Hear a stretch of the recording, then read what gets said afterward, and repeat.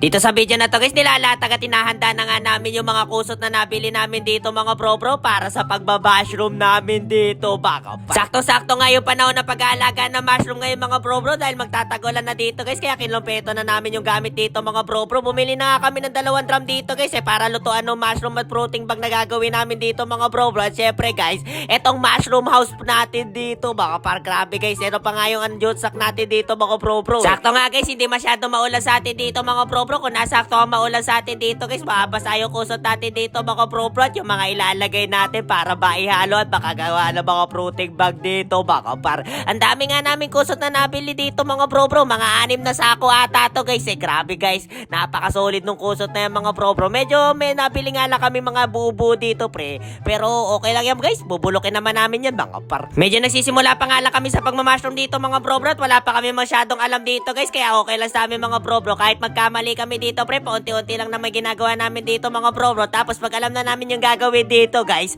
syempre pre, magmamalaki na tayo dito mga bro. Sa ngayon pre, trial and error muna tayo pre, subok lang na subok dito guys. Yung inaalo nga pala sa kusot na yan pre, darak yan par, pero pwede rin natin dayami dito mga bro Lalagyan nga din pala natin ng molasses sa paghahalo yung kusot at darak na nilagay natin dito mga bro. At ito nga pala yung nagtuturo sa atin guys, si Kuya Alvin mga bro. Follow nyo na siya guys, sobrang bait niya mga bro. Thank you nga pala sa pagturo sa pag-aalaga ng mushroom dito baka pa. At ang susunod nga na ilalagay natin dito mga bro, apog ata to guys. So online man tawag nila dito mga bro. Mainit nga siya guys tinesti ko hawakan dito mga bro. Sabi ko nga, okay lang ba ilagay sa mukha yan pre? Wag daw guys, masama daw ilagay sa mukha yan baka par. Agad-agad na nga nilagay na pisa ko yung apog dito sa may timbang may tubig dito mga bro. Ihalo nga ngayon mamaya sa molasses mga par. Grabe guys, kailangan natin magnegosyo dito mga bro. Kahit maliit lang pre, kailangan humanap tayo ng pagkakita dito guys Lalo na pre, na hindi naman kumikita yung main page natin dito na Aljus TV dito mga bro. Yung Aljus the Vlogger pre, hindi naman kalakihan dito par. Kaya naman pre, gumawa tayo ng paraan mga bro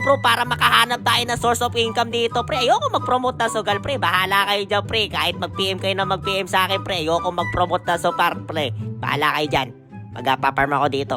Kahit wala ako kinikita, mabubuhay naman ako matipid kasi kami. Pero balik tayo sa kwento dito mga bro. Nagkulay kape na nga dito guys yung pinaghalo natin pulot sa lime dito mga bro. Ilalagay na nga natin siya dito guys sa pinaghalo natin kusot at darak dito baka par. Syempre par, dahil pakitang tao tayo dito mga bro. At kunyari gusto ko ipakita sa inyo guys na masipag ako dito pre. Tumulong ako ng paghalo dito guys. Syempre pre, ganito tayo mga bro Kunyari pre, masipag tayo par, pero wala naman talaga tayo abag dito mga bro. Tamang palang alaw dito guys. Pakita tao ako dito pre. Kunyari masipag ako pre, pero wala naman akong ginawa maghapon pre, kundi mag-ML dito baka par. Pagkatapos nga namin pag-alu-aluin yung kusot, live, darak, saka molasses dito mga bro. I-check na nga natin dito guys kung okay ba yung quality niya dito baka par, at kung maganda ba yung halo natin dito guys. Okay naman siya mga bro. Ayan pre medyo mainit lang talaga yung pagkakalagay ng apog guys. Mainit pala yung apog mga bro no? Medyo hingal-hingal nga ako dito guys. Grabe par, magaan naman yung kusot saka yung solution na yung ginawa namin pre. Ngayon pre,